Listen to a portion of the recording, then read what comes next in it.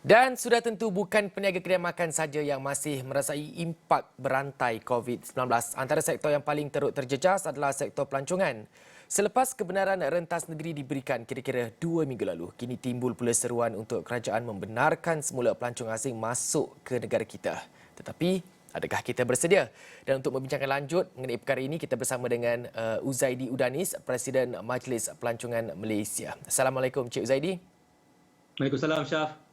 Cik Zaidi, menerusi pengumuman yang dibuat oleh Perdana Menteri semalam di mana PM Langkawi dibuka kepada pelancong antarabangsa bermula 15 November. Jadi, bagaimana Cik Zaidi melihat perkara ini? Adakah industri pelancongan negara sudah bersedia untuk menerima ketibaan atau kedatangan pelancong luar?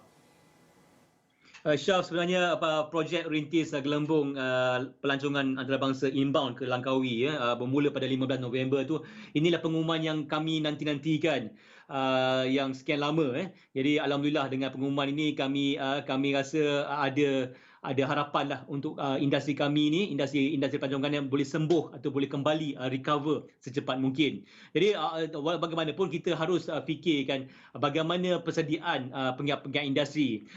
Kita tahu yang penggiat industri itu telah bersedia sejak 2019 di mana kita telah bersedia untuk tahun besar ataupun acara yang besar, itu Tahun Lawat Malaysia. Apabila COVID-19 ni berlaku, maka dia telah setback.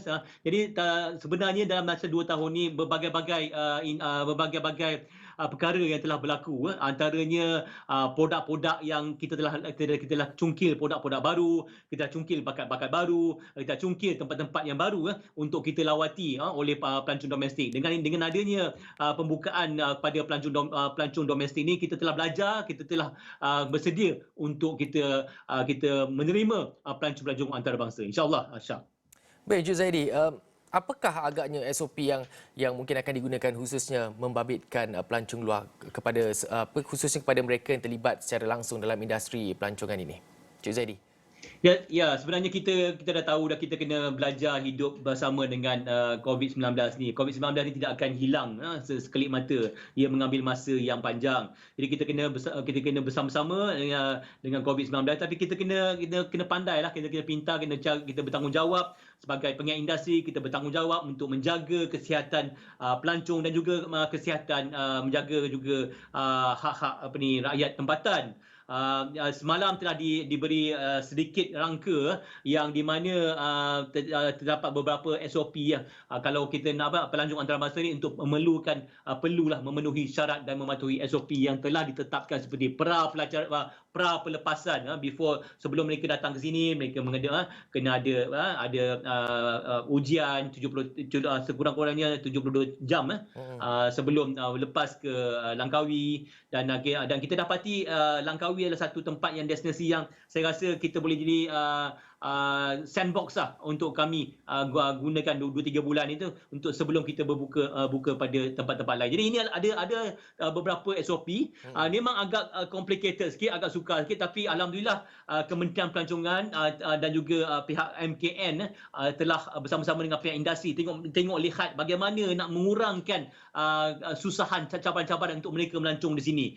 Dengan adanya tidak ada kuarantin. Itu sudah bagus. Tidak ada kuarantin. Kalau selalunya 14 hari kan, ini tidak ada kuarantin di Langkawi. Dan juga tapi kena adalah beberapa, terutama sekali insurance coverage $80,000 dan juga beberapa lah. Yang penting kita nakkan kualiti, pelancong yang berkualiti, bukannya pelancong yang ramai, tapi pelancong yang kualiti, Syaf. Baik, Cik Zaidi mengatakan mengenai pelancong yang berkualiti, dan saya nak masih juga menyentuh mengenai SOP. Ada kaitannya di situ kerana kita tahu pelancong domestik sudah tahu, pelancong negara kita sendiri sudah tahu mengenai SOP yang ditetapkan oleh MKN, dan kita tahu bagaimana nak mematuhi dan mengadaptasi kepada SOP tersebut.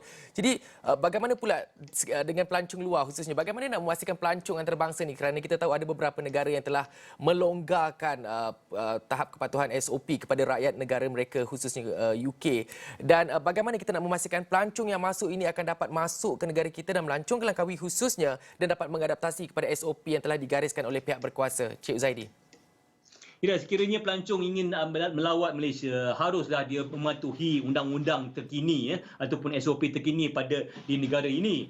Kalau negara Thailand dia ada mengikut SOP yang lain, di Malaysia mengikut SOP lain. Jadi sekiranya pelancong-pelancong antarabangsa yang ingin melawat, yang rasanya mereka ni ingin bercuti, enjoy di negara kita, sekarang ni Langkawi dia haruslah mematuhi segala undang-undang dan segala SOP yang dikuatkuasakan oleh pihak kerajaan. Itu sudah tentunya lah. Jadi sekarang kita tahu, kita faham negara-negara seperti negara Eropah, negara Amerika dia agak bebas dalam mengetatkan SOP-SOP. Contohnya dia tidak perlu ada topeng muka, tidak memerlukan beberapa jadi kita tengok konsert di sana tu dengan bebas, tengok bola pun dengan secara bebas. Tapi mereka juga mempunyai SOP-SOP yang kita tak tahu. Kita tak tahu, mungkin mereka dah ada dia punya saringan-saringannya. Jadi apabila mereka datang sini, itu yang apa yang pihak kerajaan mengatakan, kita mahukan sasaran tu pelancong berkualiti, iaitu pelancong yang bertanggungjawab. Pelancong yang bertanggungjawab yang juga mematuhi undang-undang setempat di negara kita. Jadi kita tak mahu over tourism, kita mahu pelancong berkualiti dan kita haruslah menghormati undang-undang. Ini pihak kerajaan ingin melindungi hak-hak ini. Dia tak mahu lagi ada kluster-kluster baru. Jadi harus pelancong-pelancong antarabangsa mematuhi undang-undang yang terkini di negara ini. Okey, Cik Zaidi, ini soalan terakhir dari saya, Cik Zaidi. Bagaimana pula, sebab kita tahu menerusi pengumuman PM semalam, PM ada mengatakan bahawa penilaian akan dilakukan bagi projek rintis tersebut selama 3 bulan sebelum dilaksanakan di pulau-pulau peranginan serta kawasan pelancongan yang lain. Adakah tempoh 3 bulan itu terlalu lama atau patut dipendekkan atau dikekalkan 3 bulan itu, Encik Zaidi? Yalah, kalau nak ikut hati kita nak cepatlah secepat mungkin, sebab kita ni dah lebih kurang 20 bulan tidak ada mempunyai pendapatan dan walau bagaimana kita kena harus faham apa rasionalnya pihak kerajaan menggunakan 3 bulan, tempoh 3 bulan. Saya rasa serupa juga dengan apa yang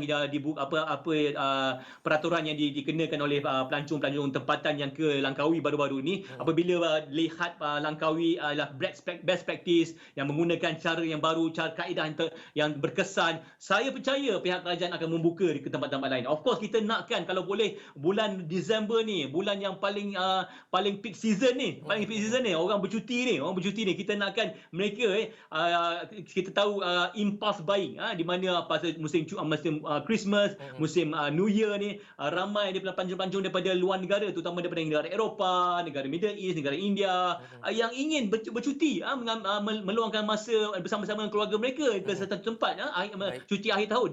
Jadi kita perlukan secepat mungkin. Tapi kita patuhlah apa-apa yang diumumkan oleh pihak kerajaan, insya-Allah.